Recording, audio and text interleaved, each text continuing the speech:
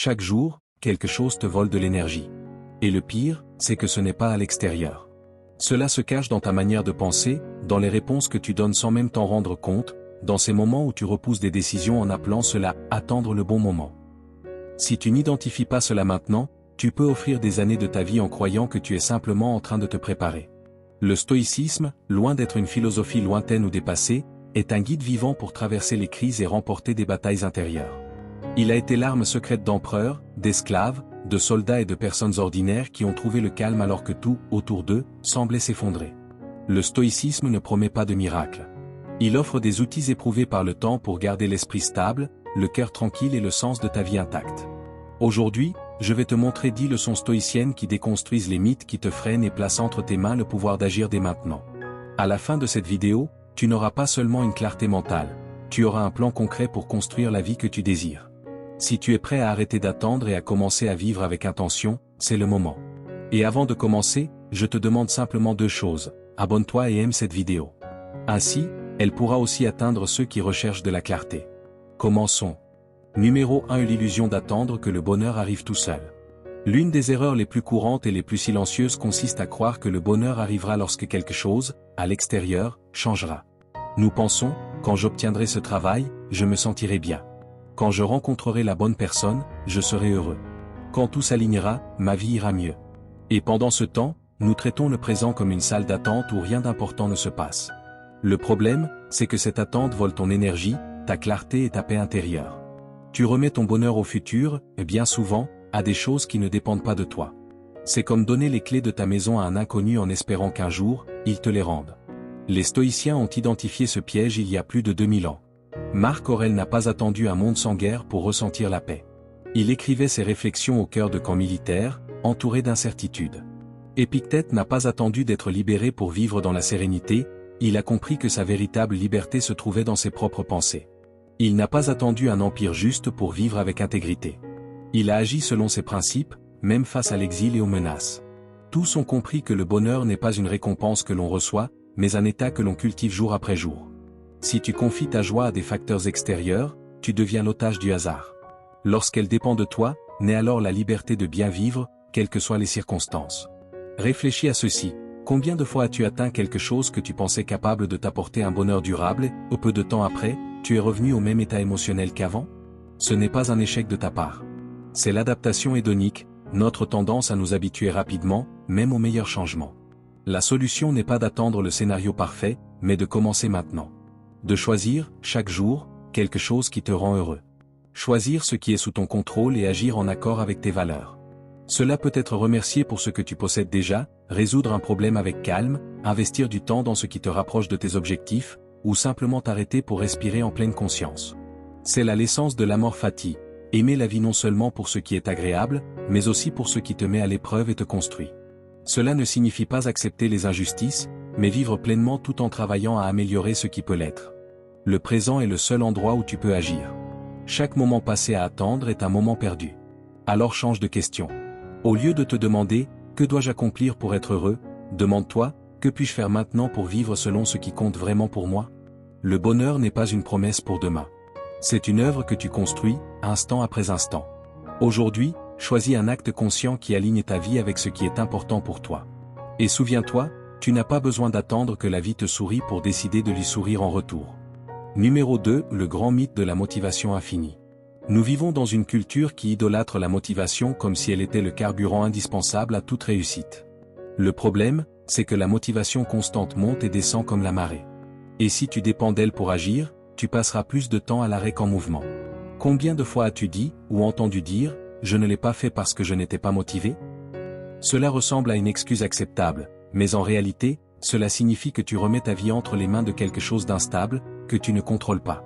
Les stoïciens l'avaient compris. Marc Aurèle, par exemple, n'attendait pas d'en avoir envie pour prendre des décisions qui engageaient tout un empire.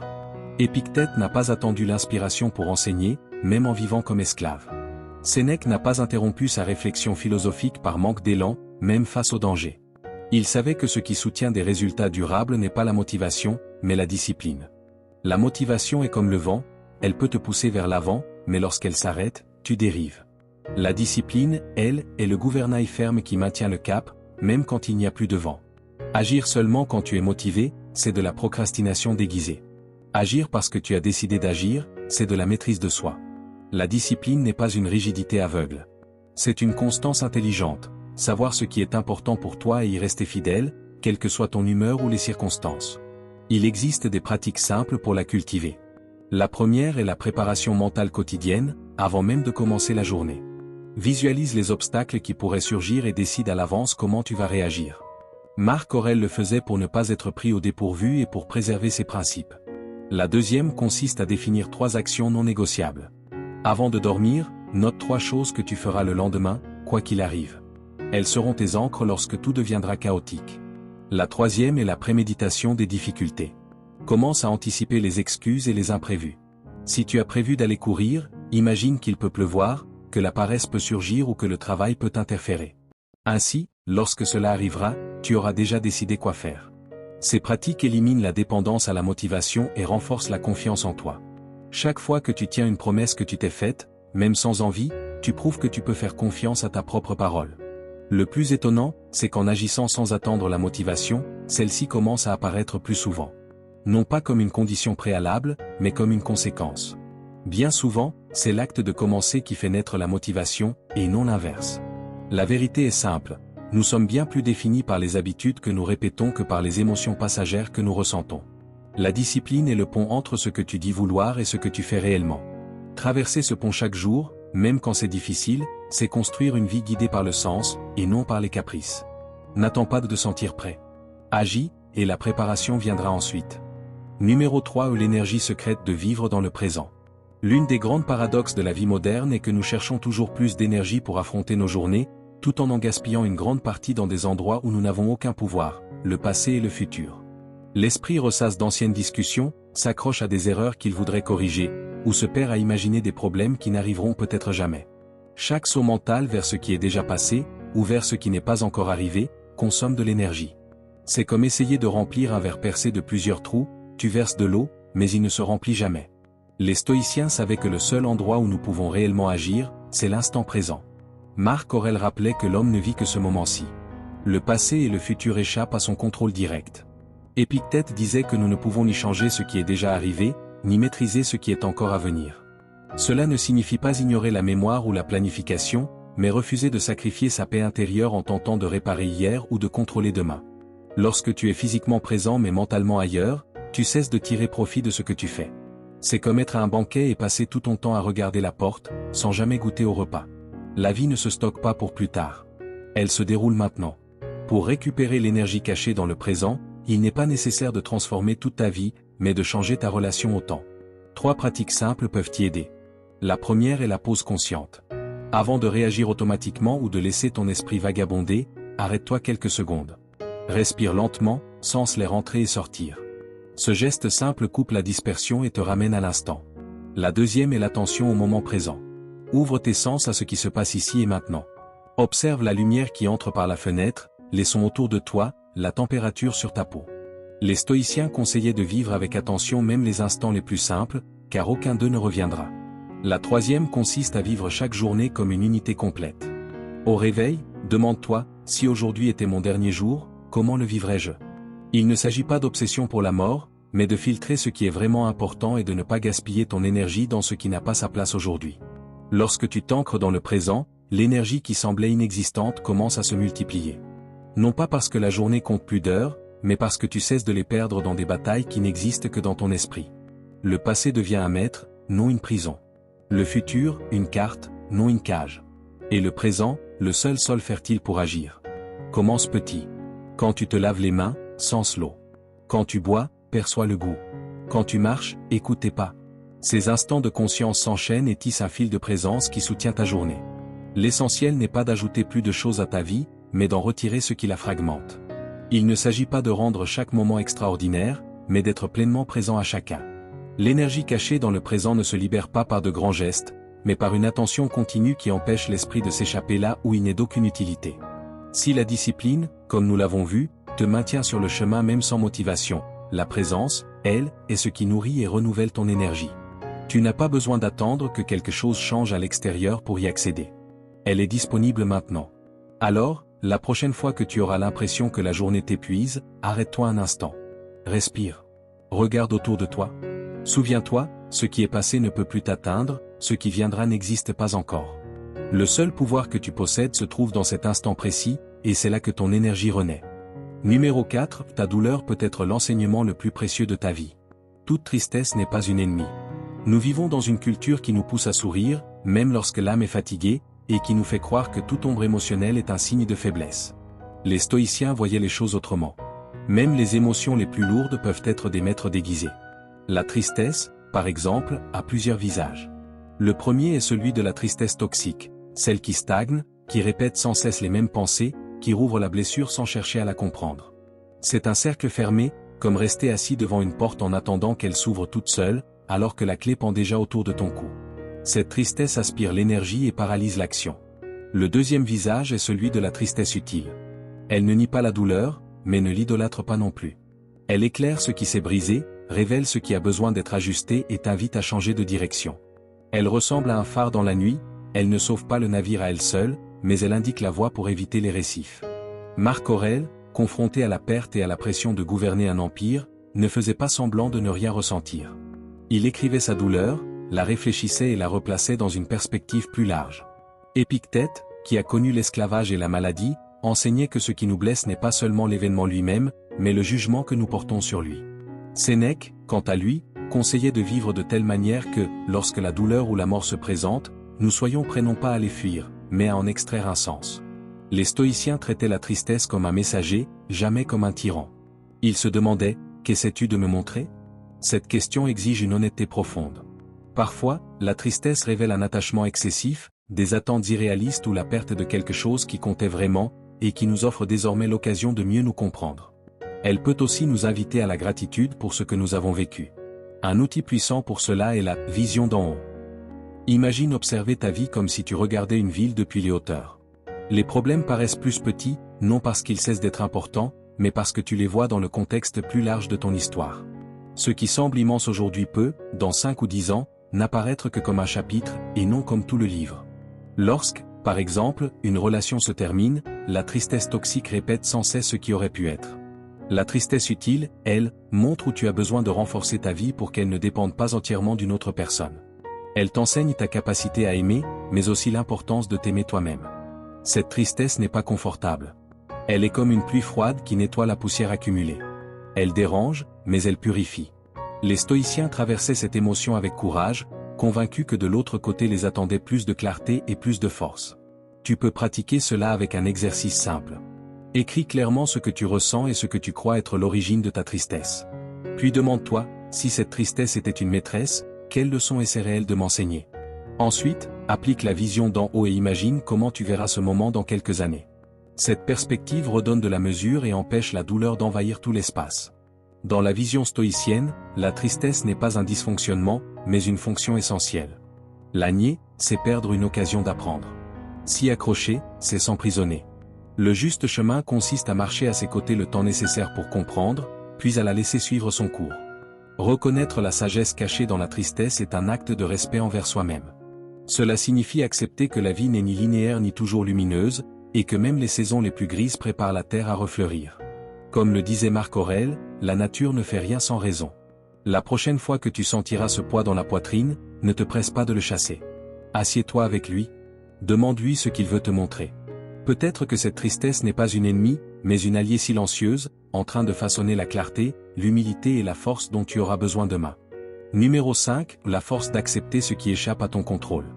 Il existe une forme de fatigue qui ne se voit pas dans les yeux, mais qui t'épuise de l'intérieur. C'est celle qui naît du combat contre ce que tu ne peux pas changer. Cette résistance inutile, cette obstination à croire que, si l'on insiste suffisamment, le monde finira par s'ajuster à nos attentes. Les stoïciens savaient que cette lutte est l'un des plus grands voleurs d'énergie, car elle nous attache à ce que nous ne contrôlons pas et nous détourne de ce sur quoi nous avons réellement du pouvoir. Accepter ce qui ne peut pas être changé ne signifie ni abandonner ni se contenter de peu. C'est choisir consciemment où investir ton temps et ta force pour qu'ils produisent de vrais résultats. Épictète expliquait cela à travers l'image d'un chien attaché à une charrette. Le chemin est inévitable. Le chien peut planter ses pattes, résister et se faire traîner en souffrant, ou bien marcher à côté de la charrette et avancer avec plus de fluidité. La charrette représente les circonstances hors de ton contrôle. Le chien, c'est toi. Le choix t'appartient. Marc Aurèle appelait cette attitude amor fati, l'amour du destin. Cela ne signifie pas aimer tout ce qui arrive, mais savoir trouver, dans chaque situation même la plus difficile, une occasion de pratiquer la patience, le courage ou la créativité. Le stoïcisme résume cette idée par la dichotomie du contrôle. Il y a les choses qui dépendent de toi, tes actions, tes décisions, ton attitude. Et celles qui ne dépendent pas de toi, l'opinion des autres, le passé, la météo, le hasard. L'erreur consiste à gaspiller ton énergie sur ce second groupe. Voici une pratique simple. Chaque matin, observe ta journée à venir et identifie ce qui est sous ton contrôle et ce qui ne l'est pas. Si quelque chose dépend de toi, agis. Si ce n'est pas le cas, lâche la corde et avance. Tu préserveras ainsi ton énergie pour ce qui compte vraiment. C'est comme fermer un robinet invisible par lequel ta force s'échappait. L'acceptation n'est pas de la passivité, c'est de l'intelligence. Elle ressemble à celle d'un artiste qui, au lieu de se plaindre de la pluie, peint avec la lumière dont il dispose. Ou à celle d'un entrepreneur qui, plutôt que de maudire le marché, découvre un nouveau créneau. La prochaine fois que tu ressentiras de la frustration, pose-toi une seule question, est-ce sous mon contrôle? Si la réponse est non, marche aux côtés de la charrette. Tu découvriras que la véritable liberté ne consiste pas à tout changer, mais à transformer la manière dont tu vis ce que tu ne peux pas changer. Numéro 6, quand les obstacles deviennent du carburant. Marc Aurèle. Marc Aurèle écrivait, ce qui fait obstacle au chemin devient le chemin. Ce n'est pas seulement une belle formule, mais un principe fondamental du stoïcisme. Cela signifie que ce qui semble freiner ton avancée n'est pas nécessairement la fin du parcours. Bien au contraire, cela peut devenir une partie essentielle de ton cheminement. Pour les stoïciens, les obstacles n'étaient pas des ennemis, mais une matière première pour la croissance. Marc Aurèle rappelait que ce qui entrave la route peut, en réalité, se transformer en la route elle-même. Lui-même gouverna au milieu des guerres, des épidémies et des trahisons. Épictète naquit esclave et dut vivre avec des limitations physiques. Sénèque connut l'exil et des menaces constantes. Aucun d'eux ne nia les difficultés, mais tous les utilisèrent comme un entraînement pour l'esprit et pour le caractère. Pour eux, un obstacle ressemble au poids que soulève un athlète. Ce n'est pas quelque chose à éviter, mais ce qui développe la force nécessaire pour continuer. Si le chemin était toujours droit et sans épreuve, nous ne construirions jamais les muscles intérieurs qui soutiennent notre vie lorsque la tempête arrive. Le premier pas pour appliquer ce principe consiste à changer de question. Au lieu de demander « Pourquoi est-ce que cela m'arrive à moi ?», demande-toi plutôt « Que puis-je faire avec cela ?» Ce simple déplacement te sort du rôle de victime et te place dans celui d'architecte de ta propre réponse. L'énergie auparavant gaspillée en plainte commence alors à se transformer en action. Regarde l'exemple de Thomas Edison. En 1914, un incendie détruisit entièrement son usine. Au lieu de se lamenter sur des années de travail perdu, il dit à son fils, « Toutes nos erreurs ont brûlé cette nuit. Demain, nous recommençons. » Cette attitude est profondément stoïcienne, voir dans le désastre une occasion de repartir, plus léger et plus lucide. Dans la pratique, cette capacité peut s'entraîner. Les stoïciens pratiquaient l'adversité volontaire. Ils passaient des périodes sans luxe, dormaient sur des surfaces dures ou pratiquaient le jeûne. Il ne s'agissait pas de souffrir pour souffrir, mais de se rappeler qu'ils pouvaient vivre sans confort. Ainsi, les obstacles inattendus ne les paralysaient pas. Tu peux appliquer cela de manière simple. Lorsque tu fais face à un retard, utilise ce temps pour améliorer un processus ou apprendre quelque chose de nouveau. Lorsqu'un plan échoue, analyse quelle compétence ou quelle stratégie peut être renforcée grâce à ce contretemps. Tous les obstacles ne révèlent pas immédiatement leur côté positif. Certaines pertes exigent du temps et du deuil avant de pouvoir se transformer en action. Le stoïcisme ne demande pas d'ignorer la douleur, mais il rappelle que, tôt ou tard, tu peux choisir si cette expérience va te briser ou te façonner. Vivre ainsi, c'est transformer la vie en un atelier permanent. Chaque difficulté devient un outil supplémentaire pour ta croissance. Et lorsque tu regardes en arrière, tu réalises que ce n'était pas une suite d'interruptions, mais un parcours cohérent. Un chemin où chaque obstacle a contribué à construire la personne que tu es. La prochaine fois que tu sentiras que quelque chose bloque ton chemin, souviens-toi, ce qui ressemble aujourd'hui à un mur peut être le tremplin qui te propulsera plus loin. Dans le stoïcisme comme dans la vie, ce n'est pas l'absence d'obstacles qui nous rend forts, mais la manière dont nous les utilisons pour continuer d'avancer. Numéro 7, la paradoxe de trouver de la force dans la vulnérabilité. Nous vivons dans un monde qui confond souvent la force avec l'invulnérabilité. Pourtant, dans le stoïcisme, la véritable force ne consiste pas à faire semblant que rien ne nous affecte, mais à reconnaître nos limites et à apprendre à agir à partir d'elles. La vulnérabilité n'est pas une faiblesse. C'est une forme de lucidité. C'est la capacité de se regarder sans masque, d'identifier ses fissures pour pouvoir les renforcer.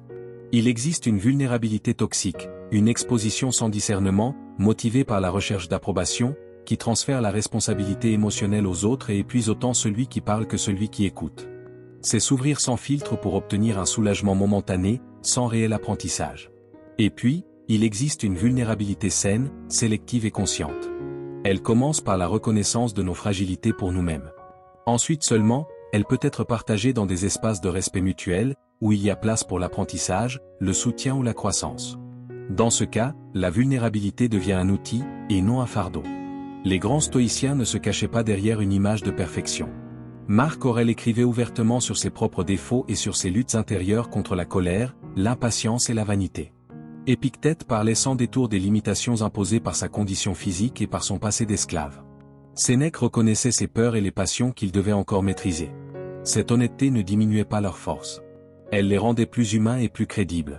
Accepter nos vulnérabilités nous libère aussi de l'épuisement que provoque le maintien d'une façade parfaite. Feindre une force constante est insoutenable et crée une distance avec les autres.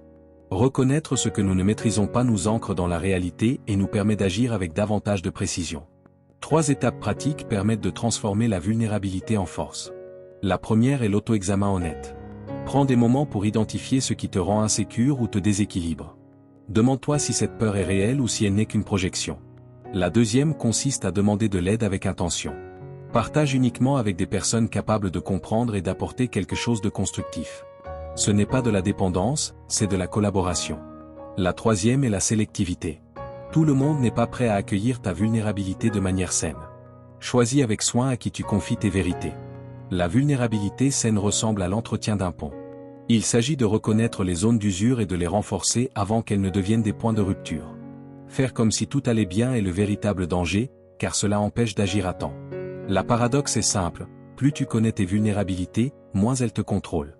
Elles cessent d'être des menaces invisibles et deviennent des éléments que tu apprends à intégrer à ta manière de vivre. Trouver de la force dans la vulnérabilité, c'est savoir quand ouvrir la porte et quand la fermer. Ce n'est pas vivre sans mur, mais savoir où ils doivent se trouver et à quel moment. Et cette conscience crée une sécurité qui ne dépend pas du fait de paraître inébranlable, mais de la confiance que même tes fissures peuvent soutenir ta force.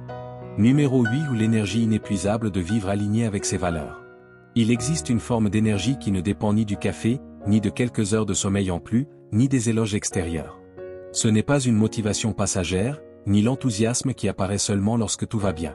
C'est une force silencieuse et constante, qui naît lorsque ce que tu penses, ce que tu dis et ce que tu fais est aligné avec les valeurs que tu considères comme essentielles. Quand cette cohérence est présente, la vie devient plus fluide. La fatigue émotionnelle diminue, les doutes s'éclaircissent et les décisions gagnent en solidité. C'est comme si l'esprit et le cœur cessaient de se contredire et commençaient à avancer ensemble, dans la même direction. Marc Aurèle expliquait que l'usure ne vient pas de l'effort d'agir, mais du frottement intérieur provoqué par une vie menée à l'encontre de sa propre nature, autrement dit, à l'encontre de ses principes. C'est comme marcher avec un caillou dans la chaussure. Tu avances, mais chaque pas te coûte un peu plus d'énergie. Pour accéder à cette source d'énergie durable, la première étape consiste à identifier tes valeurs réelles. Non pas celles que la société attend de toi, ni celles qui sonnent bien en public, mais celles dont la violation te donnerait le sentiment de t'être trahi toi-même. Il peut s'agir de l'honnêteté, de la liberté, du respect, de la justice. Chaque personne possède son noyau intérieur, et le découvrir demande une introspection sincère, libérée des influences extérieures. La deuxième étape est de vivre ces valeurs au quotidien. C'est là que beaucoup s'arrêtent, car savoir ne suffit pas, il faut agir. Cela peut signifier refuser une opportunité financière qui contredit ton éthique, ou maintenir ta position dans une conversation difficile, même si cela te coûte en popularité.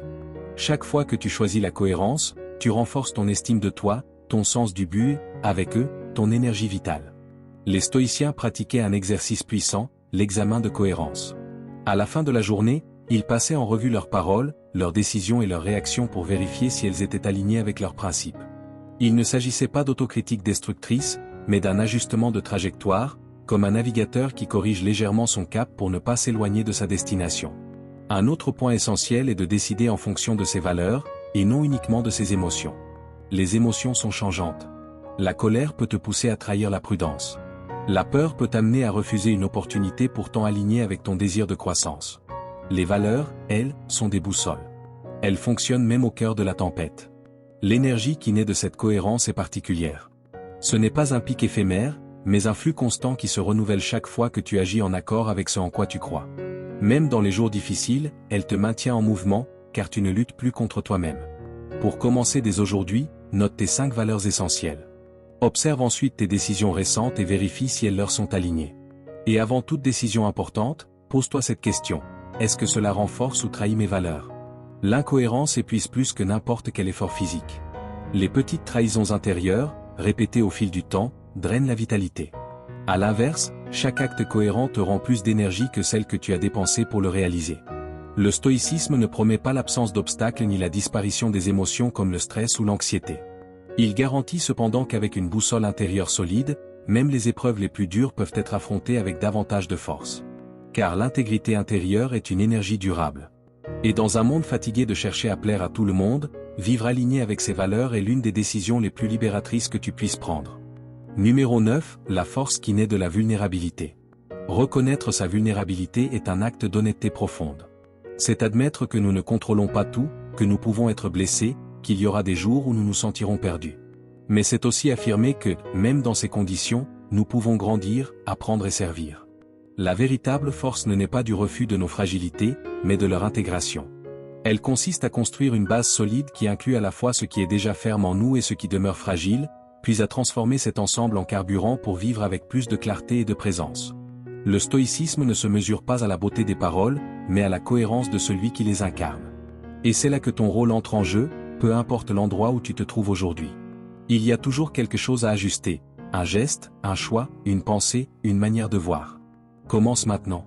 La vie n'attend pas que nous soyons prêts, mais elle est toujours disposée à se transformer si nous le sommes. Tu n'as pas besoin d'avoir toutes les réponses.